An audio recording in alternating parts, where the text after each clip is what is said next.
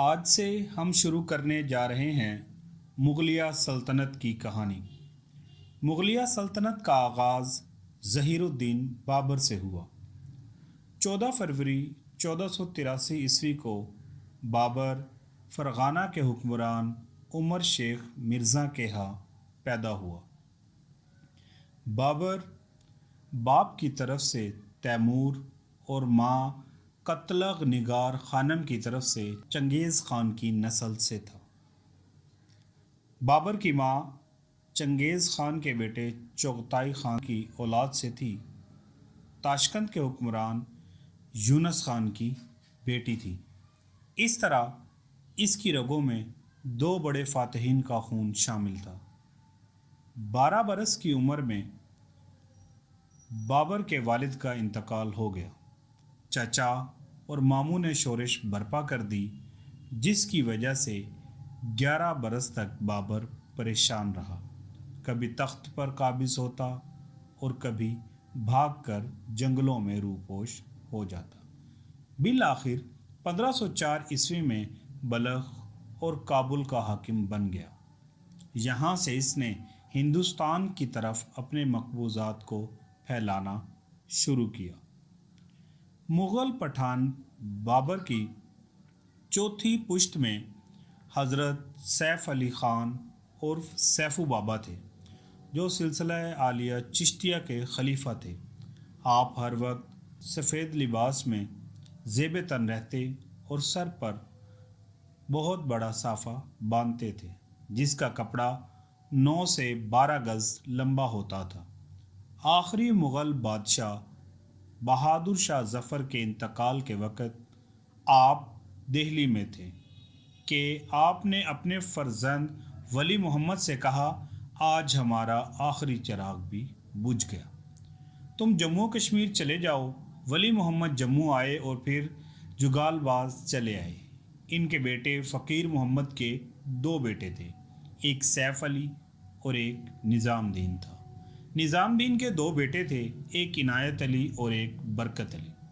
برکت علی 1941 میں جگال باز سے ہجرت کر کے نلوئی میرپور آزاد کشمیر آئے۔ پھر 1965 میں منگلا ڈیم کے بند کی وجہ سے حکومت نے خرم سنگھ کے علاقے بن خرمان میں جگہ دی اور وہاں ان کے 4 بیٹے ہوئے۔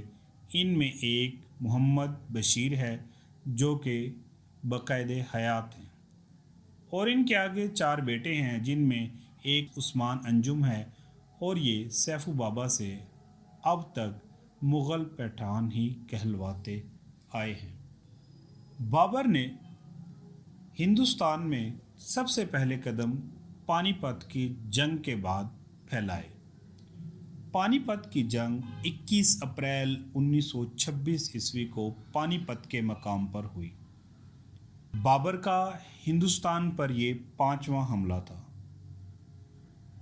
بابر کے مقابلے میں سلاطین دہلی کے آخری بادشاہ ابراہیم لودھی تھے، اور دونوں کے درمیان پانی پت کے مقام پر جنگ ہوئی۔ سلطان ابراہیم لودھی کی فوج 1 لاکھ جوانوں پر مشتمل تھی، جس میں 1000 ہاتھی بھی شامل تھے، اور بابر کے ساتھ صرف 12,000 آدمی تھے۔ مگر بابر خود ایک تجربہ کار سپہ سالار اور فن حرب سے اچھی طرح واقف تھا۔ سلطان ابراہیم کی فوج کا مقابلہ کرنے کے لیے بابر نے اپنی فوج کو 3 حصوں دایاں بازو، بایاں بازو اور قلب یعنی سینٹر میں تقسیم کیا اور سب کی حفاظت کے لیے رکاوٹیں لگا دیں۔ دایاں بازو شہر کی آڑ میں کھڑا کیا تاکہ لودھی فوج سامنے سے حملہ نہ کر سکے۔ بائیں بازو کے آگے خندق کھودی اور خندق کے آگے لکڑی کی مضبوط باڑ لگا دی۔ درمیانی دستے کے سامنے لکڑی کے چھکڑے کھڑے کیے اور انہیں رسیوں سے آپس میں باندھ دیا۔ ان کے ساتھ تیر انداز اور بندوق بردار ترتیب سے کھڑے کیے۔ ان کے پیچھے بابر نے اپنا سب سے بہترین ہتھیار کھڑا کیا، جو کہ توپ تھا۔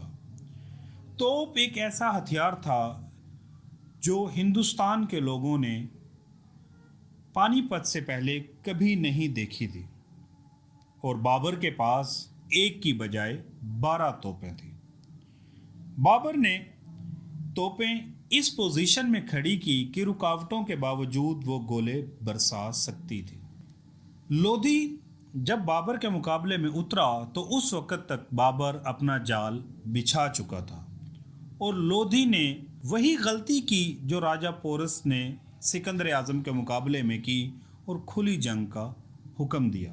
ابراہیم لودھی کے ہاتھی آگے بڑھے تو بابر کی توپیں آگ اگلنے لگی اور ہاتھی ڈھیر ہوتے گئے۔ ہاتھی توپوں کے شور سے بدک گئے اور اپنی ہی فوج کا نقصان کرنے لگے۔ بابر نے یہ صورتحال دیکھتے ہوئے گھڑ سواروں کو حملے کا حکم دیا۔ ہاتھی جو کہ بدک چکے تھے اپنے ہی فوج کا نقصان کیے چلے جا رہے تھے، اور بابر نے 2 دھاری تلوار کی طرح لودھی فوج پر حملہ کر دیا تھا، اور اس طرح لودھی فوج تتر بتر ہو گئی۔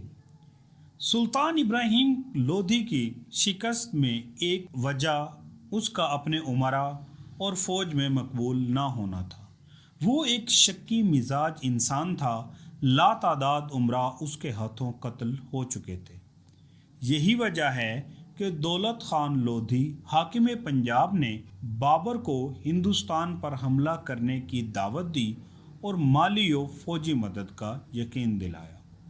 اس جنگ میں ابراہیم لودھی کو شکست کا سامنا کرنا پڑا اور سلطان لودھی اس جنگ میں مارا گیا۔ بابر فاتح کے طور پر دہلی میں داخل ہوا تو اس کا استقبال ابراہیم لودھی کی ماں بوا بیگم نے کیا۔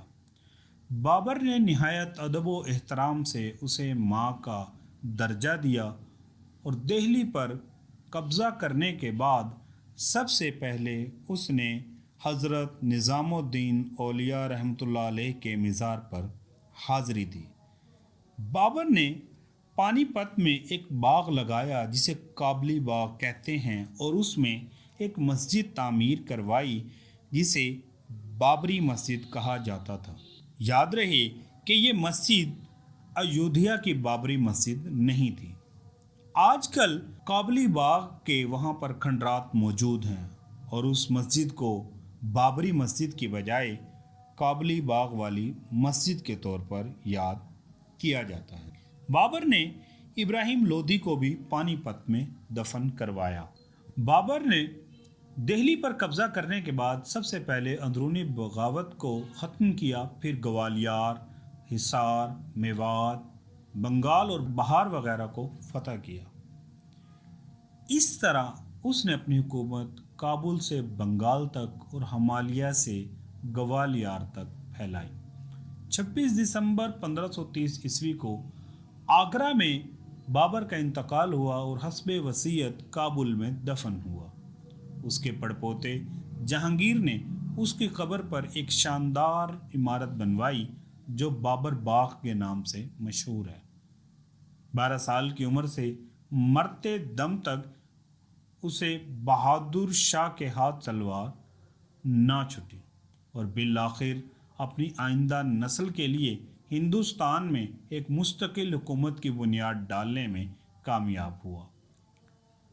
تذکرہ بابری اس کی مشہور تصنیف ہے، جس سے پتہ چلتا ہے کہ وہ نہ صرف تلوار کا دھنی تھا بلکہ قلم کا بادشاہ بھی تھا۔